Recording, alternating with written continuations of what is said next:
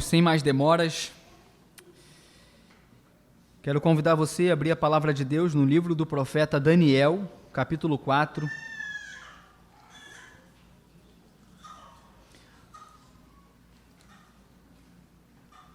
Daniel, capítulo 4. Nós vamos dar sequência a uma série que eu iniciei há algum tempo. E sempre que eu tenho tido oportunidade, eu tenho falado sobre o profeta Daniel. E hoje nós vamos olhar com um pouco de carinho, um pouco de cuidado para o capítulo 4. Vai nos falar um pouco mais do rei Nabucodonosor e o sonho que ele teve.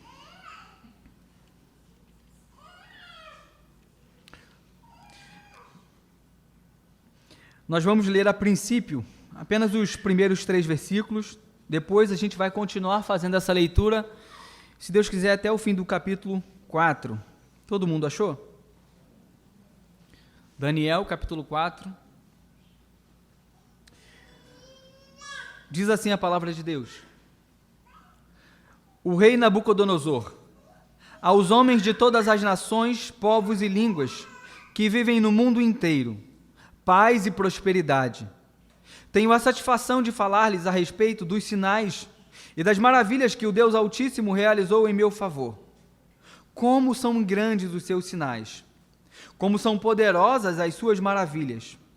O seu reino é um reino eterno, e seu domínio dura de geração em geração. Senhor Deus, só o Senhor sabe, ó Pai, o que esse texto representa para mim. E como eu fui edificado ao ler esse relato e ao refletir sobre ele, Pai. Ó Deus, que da mesma forma, ou até mesmo de uma forma ainda mais profunda, como eu fui edificado, que os meus irmãos também possam ser edificados nessa noite. Que o Teu Espírito Santo possa se fazer presente, ó Deus, dando-me a graça necessária, a força necessária, guiando, ó Deus, as minhas mãos, os meus olhos, a minha boca, dando-me as palavras corretas, para falar de modo que elas possam penetrar, ó Deus, nos corações daqueles que estão aqui presentes, inclusive no meu próprio coração, Senhor. Eu creio, ó Deus, no poder que há quando a Tua palavra é pregada fielmente. Então ajude-me a pregar a Tua palavra com fidelidade. Eu peço a Ti, ó Deus, no doce nome do Teu Filho Jesus Cristo. Amém. Meus irmãos, existem alguns momentos quando nós ficamos doentes e nós somos levados a tomar um determinado tipo de remédio. E às vezes esse primeiro remédio que nós tomamos não faz o efeito que é o médico que prescreveu passou. E o que a gente faz? Volta no médico para que ele passe um outro remédio. Um remédio um pouco mais forte. Isso comumente acontece com as pessoas que sofrem de pressão alta, né? O médico pede os exames, ele passa um remédio para que a pressão fique regulada. Então, se o remédio não dá certo, o que ele faz? Normalmente passa um remédio um pouco mais forte. E se não der certo, o outro um pouco mais forte. Me parece que o capítulo 4 de Daniel, Deus está dando um remédio a esse homem chamado Nabucodonosor. Só que agora não é um remédio fraco, não é um remédio médio, mas é um remédio extremamente poderoso. É um sossega-leão dos brabos. Nabucodonosor vai experimentar algo que ele jamais experimentou. E ele vai passar a ser alguém que ele jamais foi. Porque Deus vai agir poderosamente na vida desse homem. Se você tem acompanhado a série que eu preguei desde o capítulo 1 do profeta Daniel até o capítulo 3, você vai lembrar de algumas coisas que eu vou trazer aqui novamente. O povo de Judá havia pecado contra Deus. O pecado de uma rebeldia, o pecado de uma desobediência, o povo estava se apartando de Deus. Deus, então, exercendo o seu juízo sobre o seu povo, envia Nabucodonosor, rei da Babilônia, para invadir o reino de Judá. Então, quando ele invade o reino do Judá, ele pega alguns dos principais, dos sábios, aqueles que tinham linhagem nobre, linhagem real, e ele não mata essas pessoas. O que ele faz? Ele pega essas pessoas do reino de Judá e leva para a sua própria corte. Agora, Nabucodonosor faz com que esses jovens, que eram sábios, inteligentes, de boa aparência, trabalhassem para o seu reino. Então, no capítulo 1 de Daniel, a gente aprende aquela famosa história quando Daniel e seus amigos se recusam a comer a comida real, a comida que era oferecida aos judeus. E por que eles recusam aquele alimento? Porque eles não queriam se assimilar, eles não queriam se misturar, se parecer com o povo babilônico. Haviam naqueles alimentos que os babilônios comiam coisas que eram proibidas aos israelitas. Então, Daniel e seus amigos se mantêm firmes e dizem ao guarda, ao chefe dos que estavam sobre a liderança deles, e diz assim: olha, nós não vamos comer dessas comidas, nós não vamos beber dessa bebida, dê-nos apenas frutas, legumes e água. E você vai ver que nós estaremos melhores. Deus vai agir poderosamente. E se você lembra do capítulo 1, você vai lembrar que no capítulo 1, Deus faz com que apenas comendo legumes e bebendo água, aqueles jovens ficam mais saudáveis do que todos os outros que estavam comendo todas as iguarias e todos os alimentos que se comiam na Babilônia. E o texto faz questão de dizer para a gente ainda que Daniel e seus amigos eram mais sábios do que todos os outros homens que estavam ali. É o poder de Deus agindo e preservando Daniel e seus amigos no meio da Babilônia. Esse é o capítulo 1. Deus age, presta atenção, no capítulo 1, Deus age poderosamente preservando Daniel e seus amigos. Então nós chegamos no capítulo 2. No capítulo 2, o rei Nabucodonosor vai ter um sonho. Só que me parece, e alguns estudiosos creem nessa linha de pensamento, que Nabucodonosor não lembrava do sonho que ele teve. Mas ele ficou cismado com aquele sonho. O que ele fez? Mandou chamar todos os magos do seu reino e falou: olha, eu tive um sonho e eu quero que vocês me digam o que eu sonhei e me dê a interpretação do sonho. É um pedido muito difícil. Nunca ninguém na história havia pedido algo assim. Mas ele pede. E mais, ele fala: e se não fizerem, eu vou matar todo mundo. Olha, difícil, né? O que acontece? Mais uma vez, Daniel vai entrar em ação. Ele ouve que o rei pretende matar os sábios se eles não disserem o que o rei sonhou e derem a interpretação. Daniel, então, abençoado por Deus, consegue ali, com a graça de Deus, dizer o que o rei sonhou e ainda dar a interpretação do sonho. E é interessante que quando Nabucodonosor ouve esse relato, ele fala algo. Olha comigo, capítulo 2. Capítulo 2, versículo 47. Depois que Daniel interpretou o sonho, olha o que o rei Nabucodonosor vai dizer.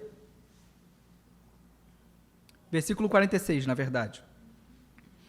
Então o rei Nabucodonosor caiu prostrado diante de Daniel, prestou-lhe honra e ordenou que lhe fosse apresentada uma oferta de cereal e incenso. O rei disse a Daniel: não há dúvida de que o seu Deus é o Deus dos deuses, o Senhor dos reis e aquele que revela os mistérios, pois você conseguiu revelar esse mistério. Perceba, Nabucodonosor fica espantado diante de Daniel, porque aquilo que Daniel fez era absurdamente extraordinário. Então ele está dizendo agora para Daniel: Daniel, eu sei que você é judeu, eu sei que você serve ao Deus de Israel, e eu estou dizendo a você, não há nenhum outro Deus como o seu Deus. O seu Deus é o Deus dos deuses, ele é o maior que há. Mas parece que as palavras de Nabucodonosor são apenas palavras. Parece que as afirmações que esse homem faz são coisas apenas ditas da boca para fora, não causam efeito em seu coração. Porque se continuarmos avançando e seguirmos no capítulo 3, o que vai acontecer? Nabucodonosor manda construir uma estátua de si mesmo. E ele ordena que aquela estátua que ele manda construir fosse adorada. Ele diz: olha, quando os instrumentos começarem a tocar, eu quero que todos vocês se prostrem e dobrados possam adorar a estátua, que muito, muito provavelmente era uma estátua dele próprio, representando todo o poder e toda a grandeza, toda a majestade que ele via em si mesmo. Então o que acontece? os instrumentos tocam, todos se ajoelham, todos se dobram, menos 3. E você deve lembrar quem? Sadraque, Mesaque e Abidnego. São 3 jovens em um país distante do seu, vivendo em uma cultura diferente da sua, mas que ainda assim, mesmo estando longe do seu povo, se mantêm íntegros, se mantêm firmes e ficam de pé, mesmo quando todos ao seu redor estão ajoelhados diante de uma causa. Isso te lembra alguma coisa? Será que não estamos vivendo num período onde boa parte da população está se dobrando diante de algumas causas? Mas nós, como cristãos, devemos nos manter de pé, custe o que custar. O que custava aqueles jovens de se manterem de pé? Qual era a ameaça? O rei falou, olha, quem não se prostrar vai ser lançado na fornalha. Mas ainda assim, aqueles jovens se mantêm firmes, eles ficam ali e não se prostram, custe o que custar. Quantas pautas em nosso tempo não têm sido colocadas diante de nós, e nos é dito, vocês têm que se prostrar. Aborto, vocês têm que se prostrar e ser a favor. Comunidade LGBT, vocês têm que se prostrar e ser a favor. E se não forem, vão ser cancelados. E se não forem, vão ser perseguidos. Mas o povo de Deus deve se manter firme e de pé, custe o que custar. Perceba, esses jovens estão mantendo-se íntegros. Então, eles, por serem fiéis a Deus e não se curvarem, o que acontece? São lançados na fornalha. Mas você lembra a história novamente, e você lembra que o rei fica espantado, porque ele lança 3 na fornalha, e quando ele olha tem 4. É estranho. E um se parecia com um filho dos deuses. E olha agora, mais uma vez, a exclamação do rei Nabucodonosor, capítulo 3, versículo 28. Depois que os homens saem da fornalha ilesos, sem nenhuma a fagulha de queimadura, sem as roupas terem sido chamuscadas pelo fogo, nada aconteceu. Olha o que o rei Nabucodonosor diz, versículo 28. Disse então Nabucodonosor, louvado seja o Deus de Sadraque, Mesaque e Abidnego, que enviou o seu anjo e livrou os seus servos. Eles confiaram nele, desafiaram a ordem do rei, preferindo abrir mão de sua vida a prestar culto e a adorar a outro Deus que não fosse o seu próprio Deus. Por isso eu decreto que todo homem de qualquer povo, nação e língua que disser alguma coisa contra o Deus de Sadraque, Mesaque e Abidnego, seja despedaçado, sua casa seja transformada em monte de entulho, pois nenhum outro Deus é capaz de livrar alguém dessa maneira. É um relato que parece de alguém que agora foi tocado. Não. Se na primeira oportunidade, quando Daniel revela ao rei um sonho que ele sonhou em sua própria mente, diz exatamente o que ele sonhou e diz exatamente o que significa o sonho.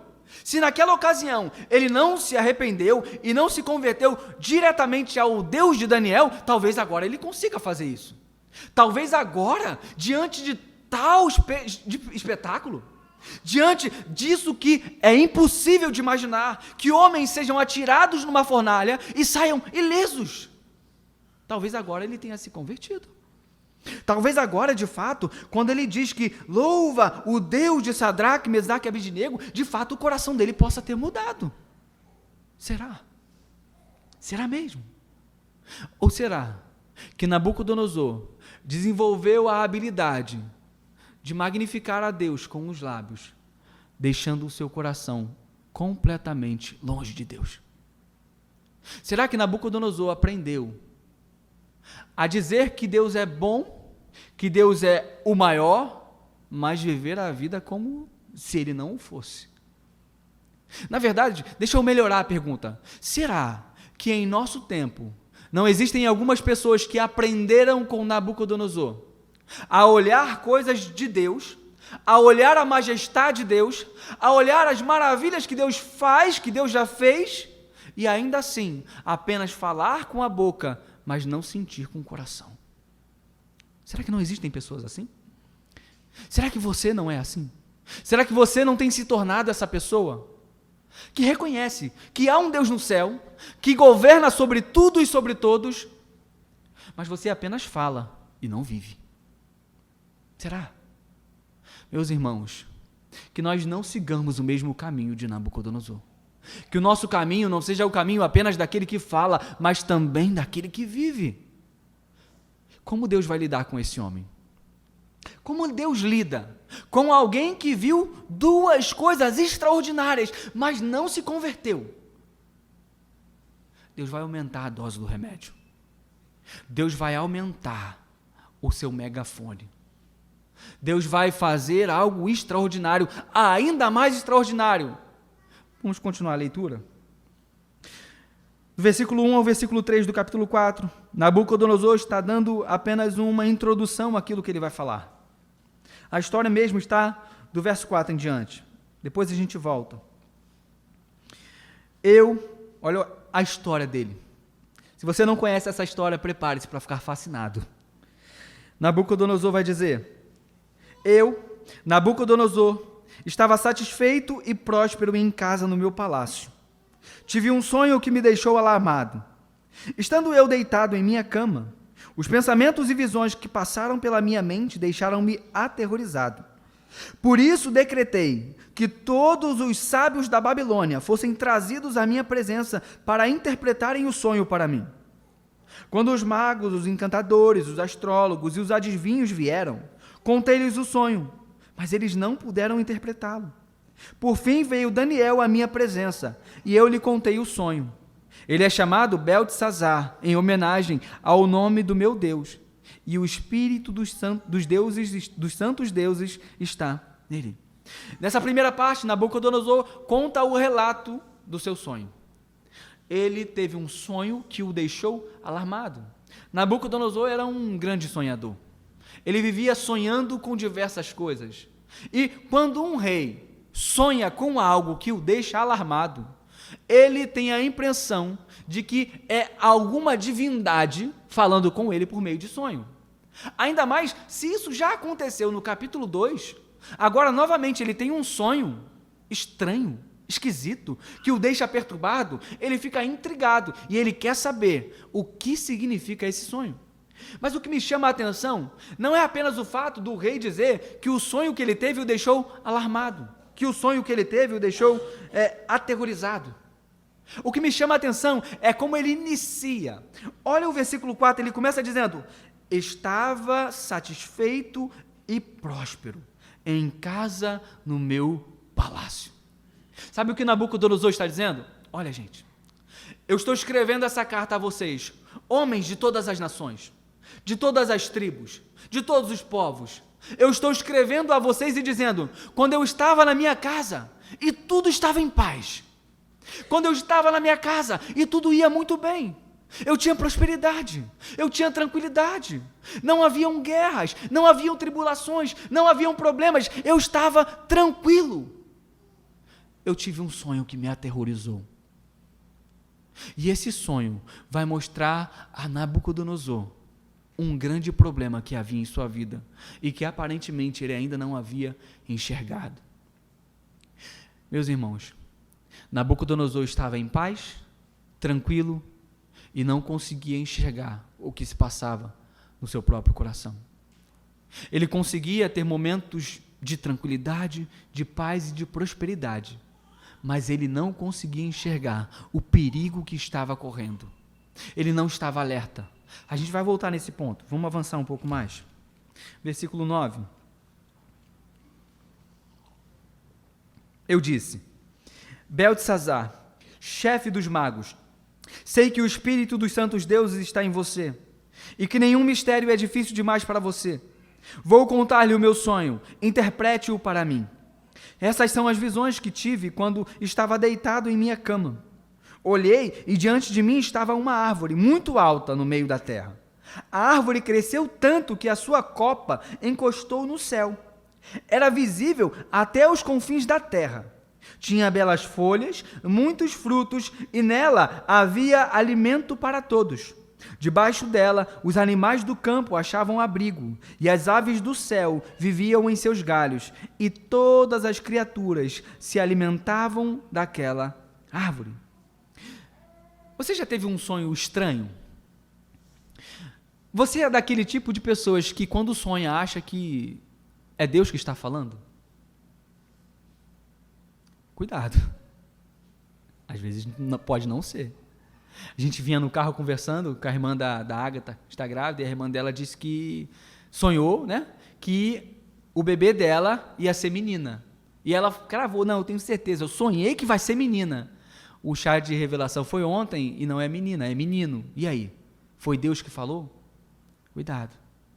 Cuidado quando você tiver sonhos, para você não sair olhando e pensando sobre os seus sonhos, achando que tudo que você sonha é como se Deus estivesse falando com você. Cuidado. E olha, eu não sou daqueles que não acreditam que Deus pode falar através do meio dos sonhos. Eu acredito. Deus ainda hoje, eu creio, pode falar por meio de sonhos. Só que a palavra é que deve ser o nosso juiz supremo. Cuidado para não tomar decisões importantes da sua vida baseado em sonhos. Cuidado quando você tem duas opções, eu vou para cá, eu vou para lá. Então você dorme e sonha indo para lá. E aí você toma essa decisão sem olhar a palavra, sem orar, sem conversar com irmãos sábios, só porque sonhou. Cuidado, cuidado. Sonhos às vezes acontecem simplesmente por causa de coisas que acontecem no nosso cérebro, de impressões que ficam marcadas e a gente simplesmente sonha. Há muita coisa por trás disso. Eu não desprezo o lado espiritual de jeito nenhum, mas é necessário cuidado. É necessário muita cautela. Eu não diria que alguém é prudente quando toma as maiores decisões da vida baseado simplesmente em um sonho. Não é sábio. O mais sábio é pedir orientação a Deus por meio da oração, ler a palavra de Deus e conversar com irmãos piedosos. É o caminho mais sábio. Mas perceba, o rei Nabucodonosor, ele fica impressionado com o sonho. E ele quer saber o que significa esse sonho. Mas olha só, ele vê que todos os magos do seu reino, todos os sábios do seu reino não conseguem interpretar o sonho. Então o que ele faz? Então tá bom, já que ninguém consegue, traz Daniel, porque eu sei que ele consegue. Parece que Nabucodonosor tem uma confiança em Daniel acima da confiança que ele tem em seus próprios sábios. Por quê? Olha só o que ele mesmo diz de Daniel. Então, olha só, então veio Daniel à minha presença e eu contei o sonho. Eu disse: Beltesazar, chefe dos magos, sei que o Espírito dos Santos Deus está em você. Perceba, Nabucodonosor tem uma visão diferente de Daniel.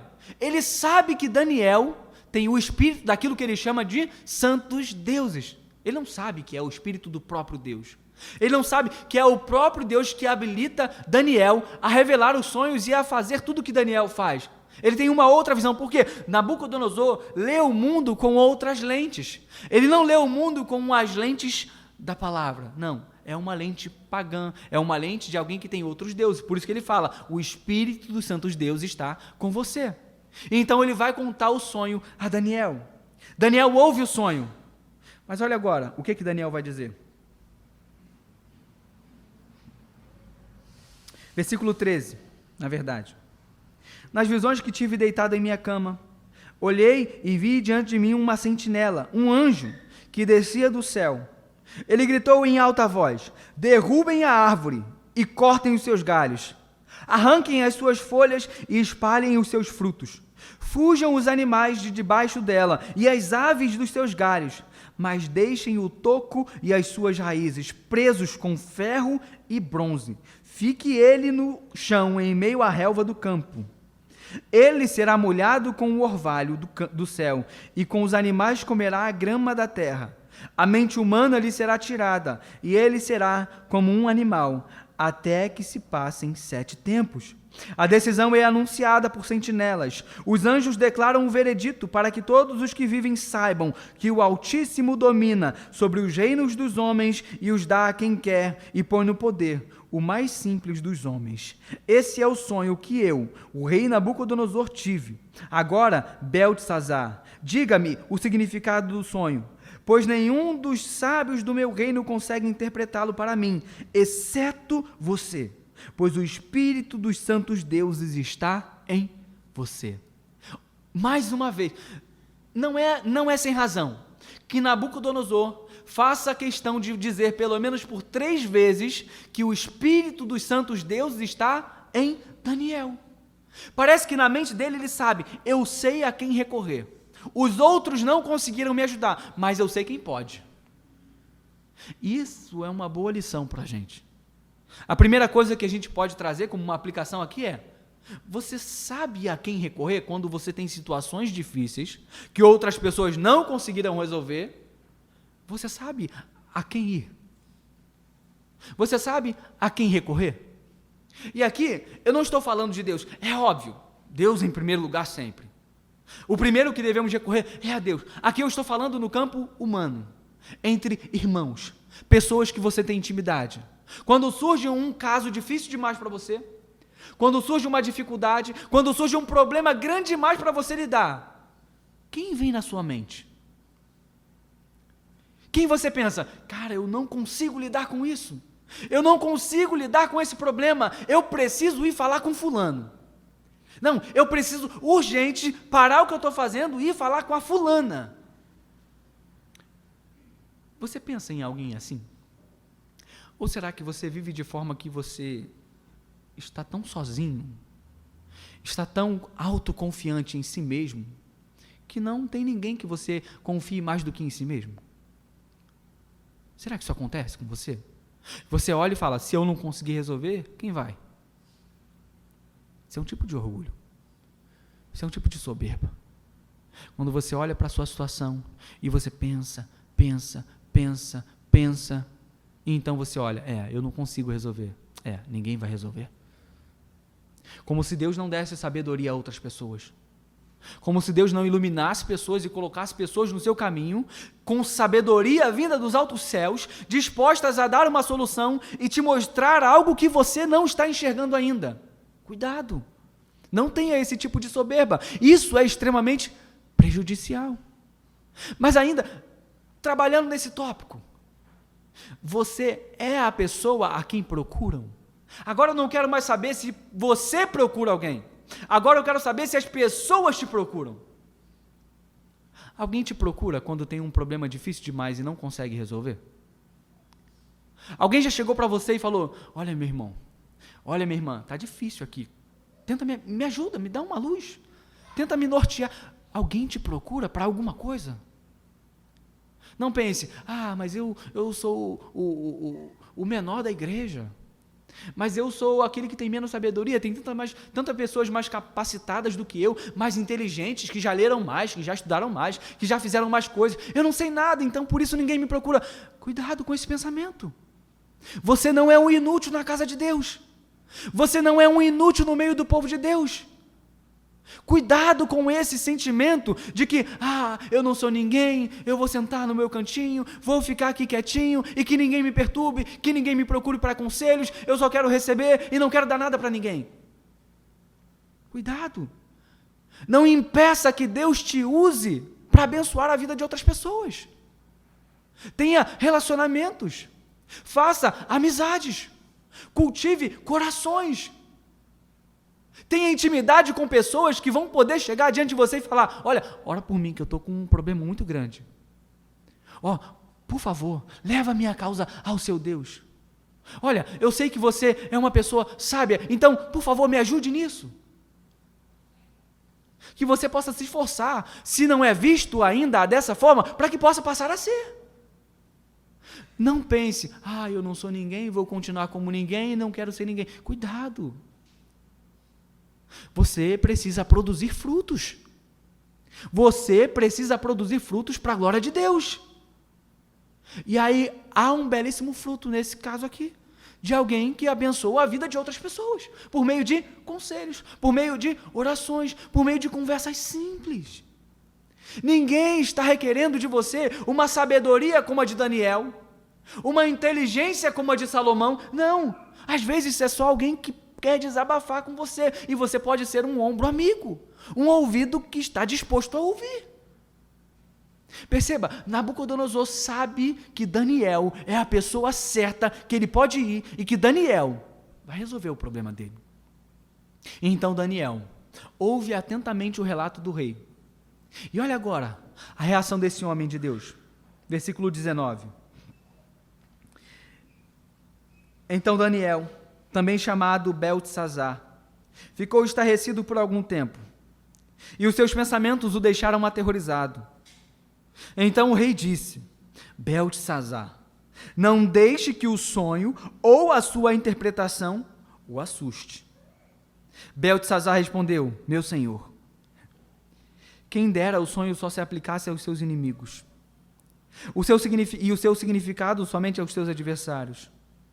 A árvore que viste que cresceu e ficou enorme, cuja copa encostava no céu, visível em toda a terra, com belas folhas e muitos frutos, na qual havia alimento para todos, abrigo para os animais do campo e morada para as aves dos céus nos seus galhos. Essa árvore, ó rei, és tu. Tu te tornaste grande e poderoso, pois a tua grandeza cresceu até alcançar o céu, e o teu domínio se estende até os confins da terra. E tu, ó rei, viste também uma sentinela, o anjo que descia do céu e dizia: derrubem a árvore e destruam-na, mas deixem o toco e as suas raízes presos com ferro e bronze. Fique ele no chão em meio à relva do campo. Ele será molhado com o orvalho do céu e viverá com os animais selvagens até que se passem 7 tempos. Esta é a interpretação, ó rei. E esse é o decreto que o Altíssimo emitiu contra o rei, meu senhor. Tu serás expulso do meio dos homens e viverás com os animais selvagens. Comerás capim como os bois e te molhará com o orvalho do céu. Passarão 7 tempos até que admitas que o Altíssimo domina sobre os reinos dos homens e os dá a quem quer. A ordem para deixar o toco da árvore com as suas raízes significa que o teu reino te será devolvido quando reconheceres que os céus dominam. Daniel ouve atentamente o rei falando do seu sonho. Então Daniel dá uma interpretação. Mas o que me chama a atenção aqui não é apenas a interpretação do sonho que Daniel dá. O que me chama a atenção aqui é no começo, quando Daniel fica estarrecido por algum tempo. Tentem imaginar a cena. O rei conta o sonho e Daniel está ouvindo atentamente. Então Daniel parece que fica paralisado. Parece que os olhos de Daniel ficam esbugalhados, ouvindo o que o rei está dizendo. E ele fica aterrorizado. Imaginem, Daniel ouvindo e ao mesmo tempo entendendo o que o sonho estava falando e pensando: meu Deus do céu, falo ou não falo? E agora? Ele está aterrorizado. Ele está de tal modo, tão espantado, que o rei parece que vê na sua face a expressão dele e fala: Daniel, pode falar. Pode falar. Se o sonho está te assustando, se é a interpretação, não tenha medo, pode falar. Então Daniel abre a boca e começa a falar. Sabe o que eu vejo aqui? Na verdade, sabe o que eu não vejo aqui? Eu não vejo um sorriso no rosto de Daniel ao ouvir o sonho e saber que aquilo se tratava do rei. Porque o sonho não é algo bom, é algo ruim. E é algo ruim que vai acontecer com alguém que fez coisas ruins para o seu povo. E você consegue ler que Daniel estava sorrindo quando disse isso para o rei Nabucodonosor? Ou você vê Daniel estarrecido, com o semblante assustado, espantado e com muito custo, com muita dificuldade para falar ao rei o que de fato iria acontecer? Perceba, Daniel tinha motivos aqui para ficar feliz, nem que fosse por dentro. Porque Nabucodonosor invadiu o reino de Judá. Não apenas isso, o templo de Deus, a coisa talvez mais preciosa para o judeu, foi destruída. Por quem? Nabucodonosor, com seu exército. Então agora, Daniel está diante desse homem que invadiu seu povo, matou pessoas, destruiu o templo, levou tesouros do templo para a Babilônia, e agora Daniel está ouvindo que esse rei vai sofrer. E não há uma expressão de sorriso em sua face. Daniel não fica feliz com a tragédia que vai acontecer com o rei. Por que muitos cristãos nutrem um espírito de vingança? Porque muitos que se dizem servos do Deus misericordioso, bondoso, mantêm um certo ar de vingança no coração. Você conhece alguém que é cristão, ou que pelo menos se diz cristão, e quando ouve sobre a queda de alguém que causou algum mal a essa pessoa, algo brota no coração. Tipo assim, viu? Foi mexer comigo? Olha lá o que aconteceu. Olha lá, foi falar mal de mim? Deus faz isso, com um certo ar de superioridade. Como se quisesse dizer, tá vendo? Eu sou maior. Por quê? Fulana falou mal de mim e agora tudo de ruim está acontecendo na vida dela. E na minha, graças a Deus estou bem. Cuidado. Não nutra isso no coração. Jamais tenha o espírito altivo a tal ponto de ficar feliz com a infelicidade do outro. Não mantenha isso no coração, não cultive esse pensamento. Felipe, mas a pessoa me fez muito mal, eu não posso ficar nem um pouquinho feliz com o sofrimento dela. Não é isso que Jesus nos ensina. Jesus nos ensina a bendizer aqueles que nos maldizem, a abençoar aqueles que nos maldizem, a abençoar aqueles que nos perseguem. Como você lida com as pessoas que te fazem mal? Há algum espírito vingativo em você? Eu lembro ainda da história da serva de Naamã, uma jovenzinha israelita que foi levada como escrava daquele homem, Naamã, e ela vê o seu chefe, o seu senhor leproso, e não há alegria no coração dela. Na verdade, ela até dá o caminho das pedras para Naamã, dizendo, quem dera o meu senhor conhecesse o profeta aqui em Israel, ele certamente curaria você. Ela podia ocultar aquela verdade pensando, esse homem provavelmente matou pessoas que eu amo, me está fazendo de escrava aqui na casa dele, eu sei o que pode resolver o problema dele, mas não vou falar. Por quê? Porque eu odeio ele. Não é esse o espírito daquela jovem. Não é esse o espírito de Daniel. Daniel está sendo alguém amoroso. Parece que Daniel é um homem à frente do seu tempo. Parece que Daniel não apenas entendia a lei de Deus, os mandamentos que Deus deu por meio de Moisés, mas parece que Daniel captava o espírito da lei. Como Jesus vai fazer, interpretando a lei da forma correta e trazendo para a gente o espírito da lei. Daniel é um homem à frente do seu tempo. Não é à toa que ele é um dos homens, é um dos maiores da Escritura. A oração desse homem é uma das orações mais poderosas, ao ponto de Deus falar assim para o seu povo, olha, nem que Daniel orasse eu ouviria. Para Deus falar isso em determinada situação, é porque o cara era diferenciado. Deus não ia falar assim, olha, aquela pessoa ali, ela nunca ora, ele não ora, ele ora de vez em quando, uma vez ou outra, nem se ele orasse eu ouviria, como se fosse algo, se ele orar vai ser algo demais, não. Mas quando Deus fala isso de Daniel, nem se Daniel orar eu vou ouvir. É porque Daniel era alguém acima da média. Vocês sabem que ele tinha uma vida de oração, mas perceba, não há alegria em seu rosto. Ele está interpretando o sonho do rei, e ele diz coisas terríveis. Ele está dizendo, olha rei, você viu a árvore, e a árvore é você. A árvore estava tão grande, que as pessoas viam se abrigar. É o teu reino, porque o teu reino cresceu, ele se expandiu, você ficou poderoso, e muitas pessoas vêm e se abrigam debaixo de você, que é uma grande árvore, no seu reino. Mas a árvore vai ser cortada. E todo mundo que está debaixo dos seus poderes, ou debaixo das suas asas, dos seus galhos, vão fugir, vão embora, vão ser abandonados. Você vai ser cortado. O teu reino não vai se manter da forma como ele está. O seu reino vai ser cortado. E não apenas isso.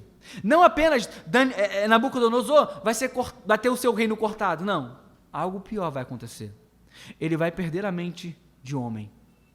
Ele vai passar agora a ter uma mentalidade de animal. Ele vai ficar recebendo orvalho, chuva do céu. Os pelos do seu corpo vão crescer, as unhas vão ficar grandes, ele vai comer grama. Veja só o que Deus está dizendo que vai acontecer com esse homem. Mas perceba, olha comigo, versículo 27. Portanto, ó rei, aceita o meu conselho, renuncia a teus pecados e a tua maldade, pratica a justiça e tem compaixão dos necessitados. Talvez então continues a viver em paz. Daniel não apenas não tem alegria ao dizer o que vai acontecer ao rei, mas ele ainda dá o caminho das pedras. Olha, rei, isso é sério. O que Deus está prometendo aqui que vai fazer contigo é algo grave, é sério. Renuncia a teus pecados. Abandone a sua soberba. Abandone o seu orgulho. Talvez ainda haja esperança para ti, ó rei. Olha a paciência de Deus. Quer ver mais um relato da paciência de Deus? Versículo 28. Tudo isso aconteceu com o rei Nabucodonosor. 12 meses depois, quando o rei estava no terraço do palácio, no palácio real da Babilônia, ele disse: acaso não é essa a grande Babilônia que eu construí como capital do meu reino? Com o meu poder enorme e para a glória da minha majestade? As palavras ainda estavam nos seus lábios, quando veio do céu uma voz que disse: é isso que está decretado quanto a você, rei Nabucodonosor. Sua autoridade real lhe foi tirada. Você será expulso do meio dos homens, viverá com os animais selvagens e comerá capim como os bois. Passarão 7 tempos até que admita que o Altíssimo domina sobre os reinos dos homens e os dá a quem quer. A sentença sobre Nabucodonosor cumpriu-se imediatamente. Ele foi expulso do meio dos homens e passou a comer capim como os bois. Seu corpo molhou-se como o orvalho do céu, até que seus cabelos e pelos cresceram como as penas da águia e as suas unhas como as garras das aves. Olha a paciência de Deus. Acompanha comigo. Capítulo 2, Deus dá uma visão ao rei. Essa visão é interpretada por Daniel.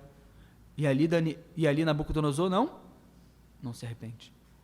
Capítulo 3, mais uma vez, Deus dá uma grande demonstração de seu poder. Quando o rei lança Sadraque, Mesaque e Abidnego na fornalha e eles saem ilesos.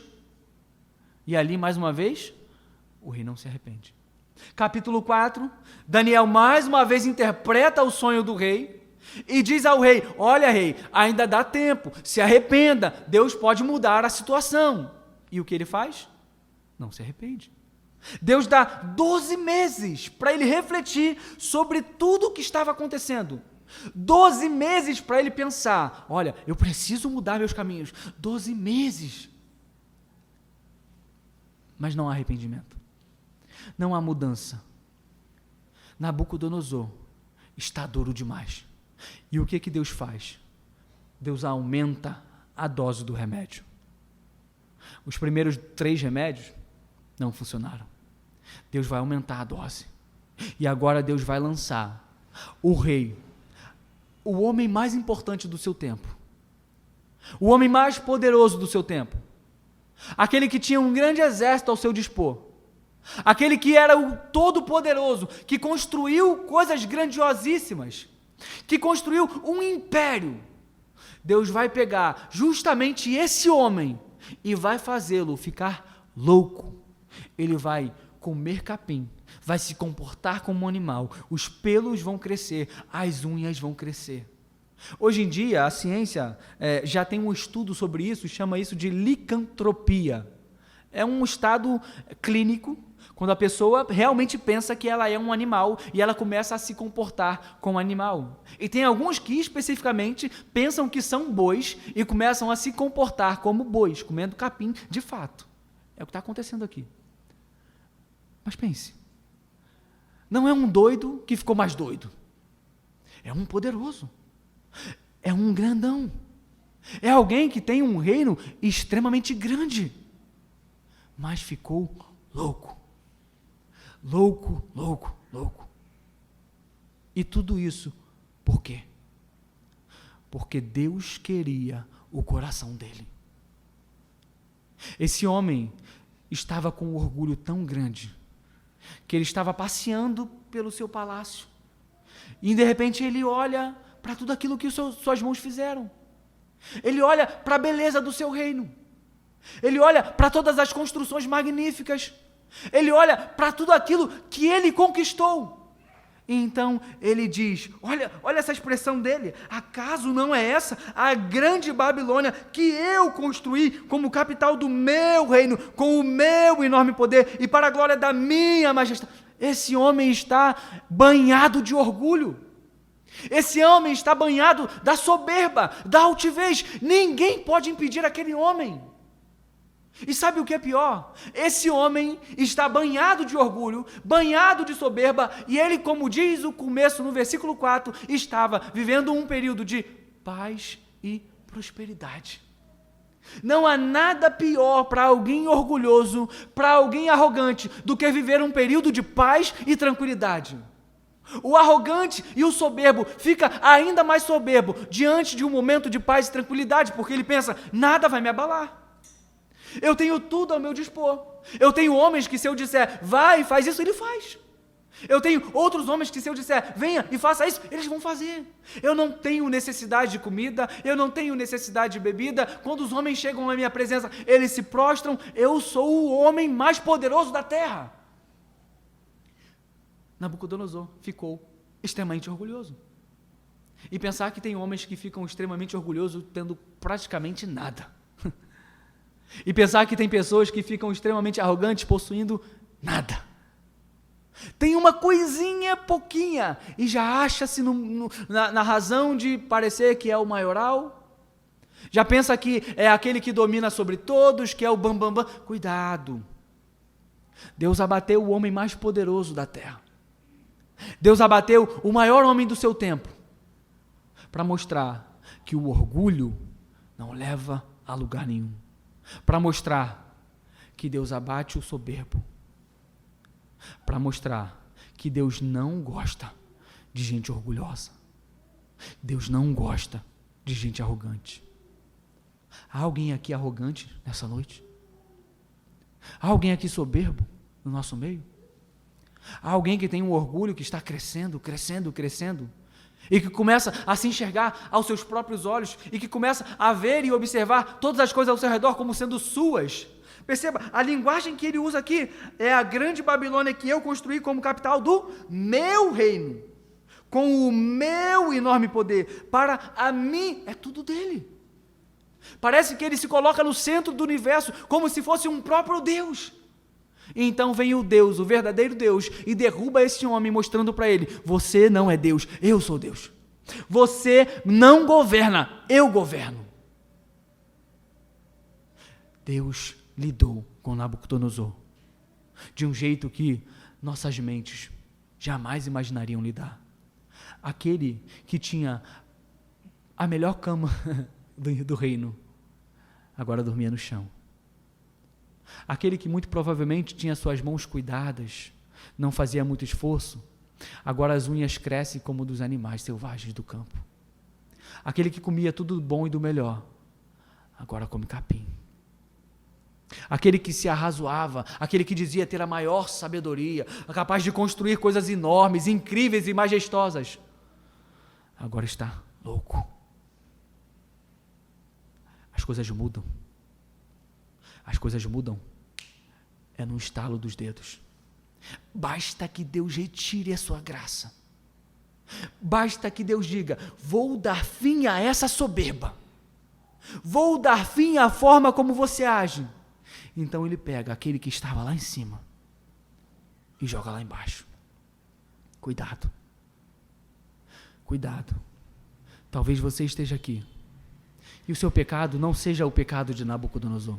Você não é orgulhoso, você não é arrogante, você não é soberbo, mas talvez tenha algum outro pecado que está dominando a sua vida, a ponto de você estar sendo deixado ser totalmente controlado por ele. E já te faltam forças para resistir. E na verdade você nem quer resistir, já está se entregando. Cuidado. Chega um momento que Deus pode decidir lidar com você da mesma forma que está lidando com Nabucodonosor, tirando a sua graça da sua vida, tirando as coisas boas que você tem, para te mostrar que sem Ele você é absolutamente nada. É difícil. É difícil ter que aprender com a dor. Mas às vezes parece que essa é a única forma de aprendermos. Existem pessoas que de fato ouvem o conselho, ouvem a repreensão, acatam e então mudam de caminho.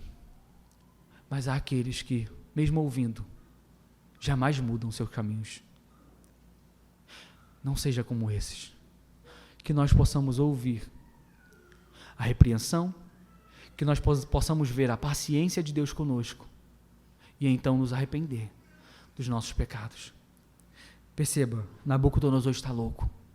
Ele olha para o seu reino e ele fica completamente louco. Mas olha o versículo 34. Ao fim daquele período, muito provavelmente 7 anos, eu, Nabucodonosor, levantei os olhos ao céu e percebi que o meu entendimento tinha voltado. Então louvei o Altíssimo, honrei e glorifiquei aquele que vive para sempre. O seu domínio é um domínio eterno. O seu reino dura de geração em geração. Todos os povos da terra são como nada diante dele. Ele age como lhe agrada, com os exércitos dos céus e com os habitantes da terra. Ninguém é capaz de resistir à sua mão ou dizer-lhe: o que fizeste? Naquele momento, voltou-me o entendimento, e eu recuperei a honra, a majestade e a glória do meu reino. Meus conselheiros e os nobres me procuraram. Meu trono me foi restaurado, e minha grandeza veio a ser ainda maior. Agora eu, Nabucodonosor, louvo, exalto e glorifico o Rei dos céus, porque tudo o que ele faz é certo, e todos os seus caminhos são justos, e ele tem poder para humilhar aqueles que vivem com arrogância. Nabucodonosor aprendeu a lição. E quando foi que ele aprendeu? Quando ele tirou os olhos do seu reino e olhou para o reino dos céus. Quando Nabucodonosor tira os olhos daquilo que ele construiu, e então olha para os céus e para toda a glória que os céus revelam, ele começa a louvar aquele que é o real construtor de todas as coisas, aquele que é o maior rei de todos os tempos, aquele que é o grande e supremo Deus que governa sobre tudo e sobre todos. Mas veja, foi duro aprender essa lição. Teria sido muito mais fácil se ele tivesse ouvido a repreensão de Daniel e então abandonasse seus pecados. Mas ele não fez, então foi necessário que Deus tivesse lidado com ele de uma forma mais dura. Meus irmãos, eu não sei quantas repreensões você já ouviu. Eu não sei quantas pessoas já chegaram diante de você e falaram: cuidado, você está andando por um caminho ruim. Eu não sei quantas pessoas Deus já colocou em seu caminho para dizer: olha, abandona isso, olha, para com isso, olha, não faça mais. Talvez eu esteja sendo, nessa noite, mais uma pessoa a dizer para você: fuja desse caminho, abandone essas práticas, volte-se novamente para Deus. Será que você não vai dar ouvidos mais uma vez? Será que mais uma vez você vai deixar a palavra passar batido? Será que mais uma vez você vai deixar a mensagem passar, entrando por um ouvido e saindo pelo outro, sem tocar o coração? Cuidado! Não seja como Nabucodonosor. Esse homem experimentou uma das coisas mais amargas da vida. Muito provavelmente a gente nunca vai passar por isso exatamente que ele passou aqui. Mas podem vir outras tribulações. Podem vir outras formas de Deus nos abater. Podem vir outras formas de Deus nos derrubar do alto do nosso pedestal. Podem ter outras formas de Deus olhar para a gente e dizer: olha, você está seguindo por um caminho muito mau, eu vou te derrubar, porque eu não quero te destruir, na verdade eu quero te salvar. É difícil aceitar que às vezes Deus nos derruba, mas o propósito dele não é nos manter derrubados no chão, mas é justamente nos derrubar para que derrubados possamos reconhecer quem Deus é e quem nós somos sem Ele. Será que esse não é o seu caso? Vai esperar Deus te derrubar? Eu posso dizer a você, É tremendamente amargo ser derrubado por Deus. Dói muito. O coração fica apertado. Mas ainda assim, vale a pena. Se todas as outras opções falharam, se todas as outras advertências não foram ouvidas, que Deus te derrube na terra, mas não te deixe ir para o inferno. Que Deus te abata na terra, mas salve a sua alma do orgulho. Que Deus te faça comer capim, mas te levante e te mostre que você é dele e que ele te ama. É difícil, mas é uma demonstração profunda de amor. Perceba, nas palavras de Nabucodonosor: me foi restaurado o reino, e minha grandeza veio a ser ainda maior. Me parece que às vezes, boa parte das vezes, quando um homem é profundamente provado por Deus, e ele então enxerga quem Deus é e quem ele é, e reconhece as suas falhas e suas fraquezas diante de Deus, me parece que ele sobe um nível um pouco a mais. Parece que ele estava nesse nível antes da tribulação, e depois que ele passa da tribulação e começa a ver as coisas um pouco mais claramente, ele sobe um pouquinho mais. Aquela pessoa que foi profundamente abatida por Deus, quando ela se recupera, ela já não olha mais para os outros com um olhar arrogante. Ela já não olha mais para os outros com um olhar condenatório, julgador. Há uma compaixão. Há algo diferente na forma como ela lida com os outros, porque ela sabe o que é ser abatido por Deus. Ela sabe o que é lutar contra um pecado e não vencer. Eu lembro da história de Jó. Quando Jó, no final da vida, disse que antes ele conhecia Deus apenas por falar, mas depois ele passou a conhecer a Deus de com ele andar. Antes ele estava aqui, depois ele ficou aqui no seu nível de intimidade com Deus. Não desperdice o seu sofrimento. Você está em tribulação? Não desperdice a sua tribulação. Use o momento que Deus está te dando hoje, para que você possa reconhecer quem você é sem Ele, nada. A grandeza dEle, a majestade dEle, e para entender aquilo que Ele quer aperfeiçoar em você. Talvez você, como Nabucodonosor, possa estar em determinados períodos da vida. Há pelo menos 3 tipos de Nabucodonosor aqui na Bíblia. Aquele que está bem, ou que pensa estar bem, mas está sendo advertido. Só que não dá ouvidos. Você pode ser esse essa noite. Você pensa estar bem. Você pensa estar vivendo a vida como ela deve ser vivida, sem fazer uma profunda análise do seu próprio coração. Então você simplesmente continua caminhando. Cuidado. Se você é esse, aprenda com o erro dos outros. Dói menos. Talvez você esteja como o Nabucodonosor esteve, na profunda humilhação, comendo grama do chão, abatido por Deus, no vale da sombra e da morte, como se fosse uma árvore cortada que só tem o tronco, só tem a raiz, não tem mais nada. Talvez esse seja você. Não desperdice esse momento. Viva esse momento, mas viva sabendo que você não foi completamente cortado. Ainda tem um tronco ali. Ainda tem uma raiz ali. E se ainda tem tronco, se ainda tem raiz, ainda tem esperança de crescer novamente. Então viva diante de Deus, com humildade no coração, clamando: Senhor, faz-me crescer novamente. Faz-me ser novamente como um dia eu já fui, ou até mesmo melhor. Restaura o meu vigor espiritual. Restaura o meu fervor, o meu amor por Ti. Se você está como uma árvore cortada, tem esperança para você. Ainda há esperança para você. E talvez aqui também possa ter pessoas que já passaram por essa tribulação. Não ouviram os conselhos, foram abatidos estão sendo renovados ou já foram renovados por Deus. Ajude os outros, console os outros, fortaleça os outros, anime os outros, dizendo: ainda há esperança para você, porque houve esperança para mim.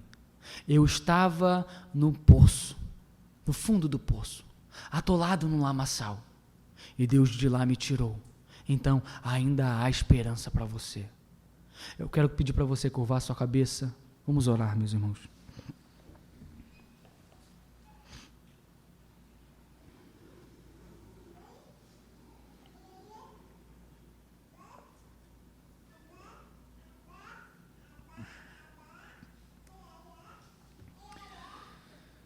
Senhor Deus, a sua palavra foi pregada, ó Deus. O sermão foi exposto, a mensagem foi entregue, agora é contigo, ó Deus. Que os corações possam ser profundamente tocados nessa noite, inclusive o meu próprio coração. Eu sou o principal, ó Deus, eu o que mais preciso. Que o meu coração seja profundamente tocado por essa mensagem, de modo que nessa noite, cada pessoa vivendo suas vidas, suas particularidades, suas dificuldades, seus dilemas, seus problemas, que cada tipo de pessoa aqui nessa noite possa em Ti, ó Deus, ter encontrado uma palavra e um caminho a seguir. Que a Tua palavra que foi pregada possa iluminar os nossos caminhos, ó Deus, fazendo-nos trilhar o caminho que Tu deseja que sigamos, ó Deus. Se há pessoas aqui como Nabucodonosor, ó Deus, que não estão ouvindo as advertências, abra os ouvidos, ó Deus. Abra o coração, ó Deus. Abra os olhos para que possam enxergar que o caminho que estão trilhando é um caminho de morte e não de vida, ó Deus. É um caminho de destruição, ó Deus. Não deixe que o pecado segue a tal ponto que as pessoas não consigam perceber que estão se afastando de Ti, ó Deus. Mas pode haver em nosso meio também pessoas que já estão abatidas, ó Deus. Pessoas às quais o Senhor já está lidando, ó Pai. Pessoas às quais o Senhor já humilhou, o Senhor já abateu, e o Senhor já mostrou que não são absolutamente nada, se não for a Tua graça. A essas eu peço graça, eu peço força. Para essas eu peço graça cada vez maior, para resistir às tribulações, para resistir às tormentas, às adversidades, sabendo que há uma possível restauração por causa do sangue de Jesus Cristo que foi derramado na cruz. A essas árvores que foram cortadas, que pela graça elas voltem a crescer, que pela graça elas voltem a ser restauradas. Ó Senhor, atenta para esses, ó Deus. Atenta especialmente para esses que estão abatidos, ó Deus. E que parecem não encontrar saída, e que parecem não encontrar solução para suas vidas, e que parecem estar vivendo o pior momento de suas vidas, a maior provação, o pior período. Dá graça, ó Deus, a graça que somente o Senhor pode dar, ó Pai.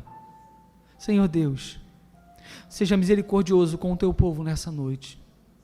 Ouça o clamor do coração que está angustiado, aquele que já está perdendo as forças e não consegue lutar sozinho e que carece da Tua graça, Senhor. Seja com Teu povo em nome de Jesus Cristo, Senhor. Ó Deus, aplique a Sua palavra em nossos corações e nos dê a esperança que somente o Teu Evangelho pode dar. Em nome de Jesus Cristo eu faço essa oração a Ti, ó Senhor, clamando por Tua graça, em nome de Jesus Cristo. Amém. Coloque-se de pé, vamos louvar a Deus. Faça desse louvor a sua oração.